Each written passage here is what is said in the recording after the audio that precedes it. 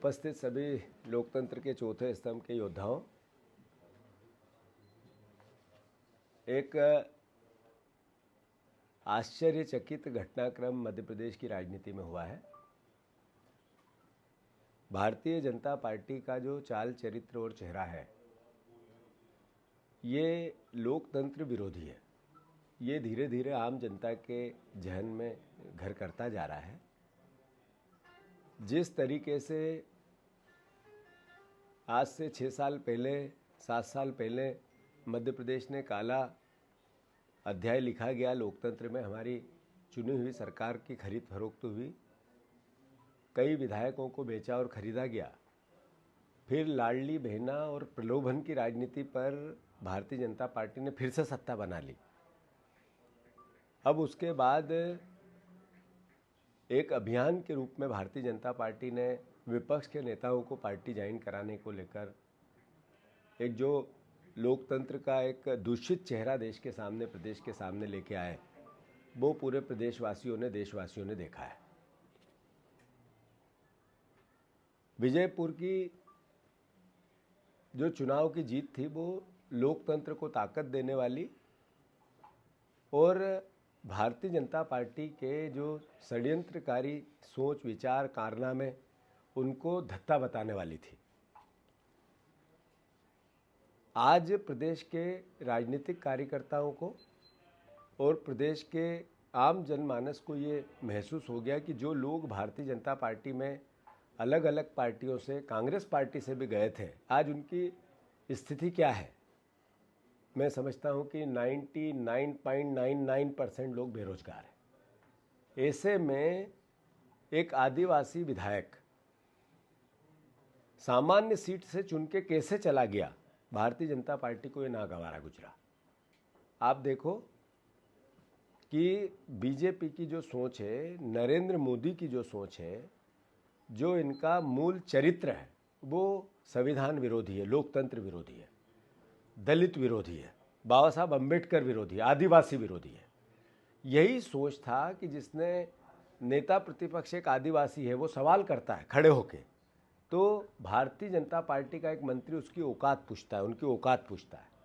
ये औकात एक व्यक्ति ने नहीं पूछी आदिवासी की, ये औकात पूछी भारतीय जनता पार्टी ने। सामूहिक नेतृत्व होता है, सामूहिक जिम्मेवारी होती है एक मंत्रिमंडल की। उसमें अगर एक आदिवासी को इस तरीके से अपमानित करना, और वो भी इतने बड़े पद, नेता प्रतिपक्ष के ओहदे पे, इनकी सोच पर एक सील लगाता है। दूसरा घटनाक्रम मुकेश मल्होत्रा का। मुकेश मल्होत्रा का चुनाव हार और जीत, कोर्ट से जिस तरीके से निर्णय हुआ, आश्चर्यचकित थे लोग। कोर्ट में एक न्यायालय पे जो भरोसा है, उस पर भी इस तरह का फैसला प्रश्न चिन्ह खड़ा करता है।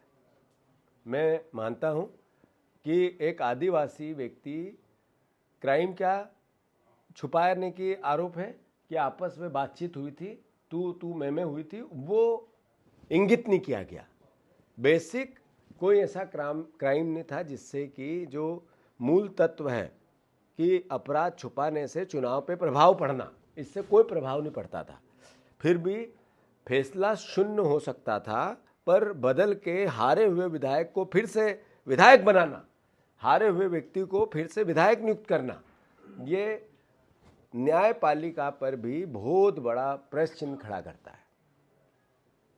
मैं धन्यवाद देता हूं माननीय सुप्रीम कोर्ट पे, न्याय की इस व्यवस्था पे हमें भरोसा है और हम आज ही सुप्रीम कोर्ट में अपनी अपील दायर करेंगे, उसकी कानूनन प्रक्रिया निर्धारित करेंगे और माननीय सुप्रीम कोर्ट के सामने अपना पूरा पक्ष तो रखेंगे ही, पर पूरे घटनाक्रम से भारतीय जनता पार्टी दलित विरोधी, आदिवासी विरोधी, लोकतंत्र विरोधी, संविधान विरोधी, बाबा साहब अम्बेडकर विरोधी फिर से एक बार चस्पा हुआ है।